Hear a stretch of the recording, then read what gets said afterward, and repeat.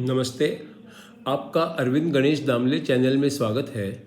मैं अरविंद दामले प्रस्तुत करता हूँ दासबोध। छठे दशक के 10वें समास का में पूर्ण संतोष क्या है वो शब्दों में कहना मुश्किल है, ये बताया गया है। वह एक अनुभव है, शब्दों से व्यक्त करना असंभव है। संतोष मिला तो परब्रह्म मिलने के समान है। संतों के साथ रहना है, हम खुद क्या हैं ये समझना है। समझने पर मैं यानी मेरा शरीर मैं नहीं हूँ ये समझ लें, तभी ये संभव होता है। शरीर को तो दुख सुख होता ही रहता है, पर अगर ये समझ में आ जाए कि मैं शरीर हूँ ही नहीं, तो सारे सुख दुख, छोटा बड़ा और सारी तुलना खत्म हो जाती है। क्योंकि ये सब अगर शरीर है तो है, नहीं है तो नहीं है। शब्द चाहे वे लिखित हों या बोले गए हों, हमें अर्थ तक ले जाते हैं। अर्थ हमें परमेश्वर के अस्तित्व का ज्ञान तक ले जाते हैं। फिर हम परमेश्वर को पकड़े रहते हैं और बाकी सब छोड़ देते हैं। उन शब्दों को परमेश्वर के अनुभव तक ले जाने के लिए सद्गुरु की आवश्यकता होती है। किसी भी अनुभव को शब्दों में पूरी तरह से व्यक्त करना संभव नहीं है। आपको पसंद हो तो चैनल को सब्सक्राइब करें, लाइक करें, शेयर करें और बेल आइकॉन को दबाएं। दशक 6 समास 10। संतों को संतोष बहुत, सबके सब ये कहते हैं, पर शब्दों से संतोष का वर्णन करना असंभव लगता है। संतोष को कैसे जानूं जो शब्दों में न समाता है। समझाना इस तरह से कि मैं समझ सकूं कि वो क्या है। गूंगे ने गुड़ खाया भी तो वो कैसा है न बता सकता। कुछ ऐसा ही संतोष का है, ऐसा कोई कोई कहता। अनुभव क्या है इसका उत्तर पूछो तो कोई न दे सकता।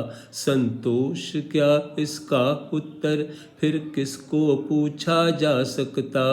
संतोष जानना असंभव है, ये हर कोई कहता रहता।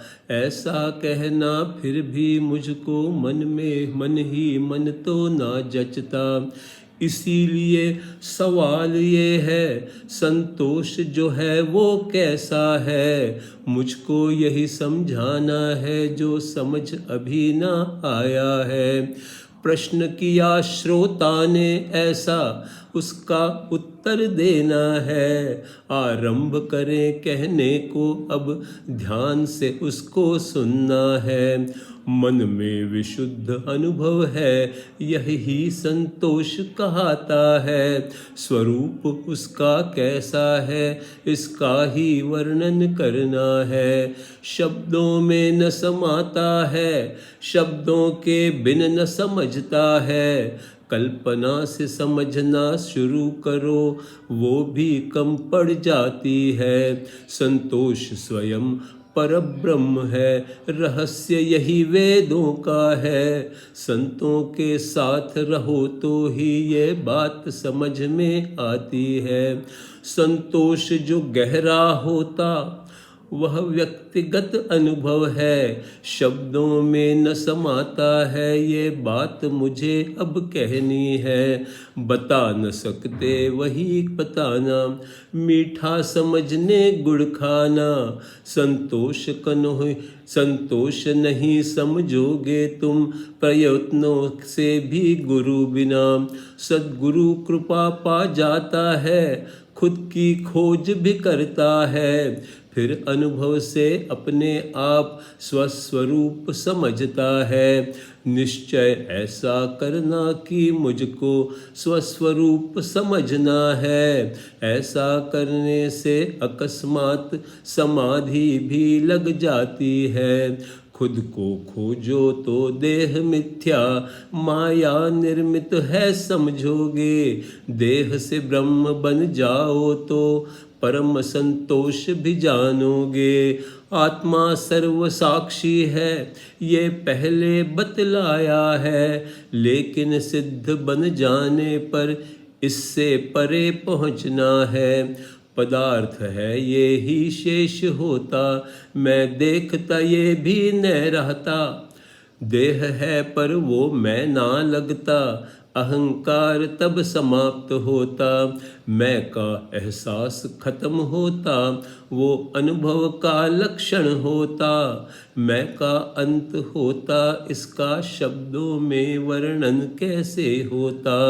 विचारों से परिपूर्ण शब्द भी माया ही के होते हैं, लेकिन अर्थ अदृश्य सूक्ष्म शब्दों में है, बाहर भी है। शब्दों से अर्थ समझना है, फिर शब्द व्यर्थ हो जाता है। अर्थ रह जाता लेकिन शब्द मिथ्या हो जाता है। शब्दों से परमात्मा के अस्तित्व का ज्ञान हो जाता है। ईश्वर दर्शन होता है तो शब्द समाप्त हो जाता है। शब्द असार कवच है केवल, अनाज या सार तो अंदर है। शब्द भूसे जैसा उसके अंदर अर्थ भरा होता है। ऊपर से भूसा होता है, अंदर अनाज बन जाता है। अनाज हम खा लेते हैं, भूसे को छोड़े देते हैं। भूसा शब्दों के जैसा है, अनाज अर्थ के जैसा है। अर्थ समेट कर रखना है, भूसे को छोड़े देना है।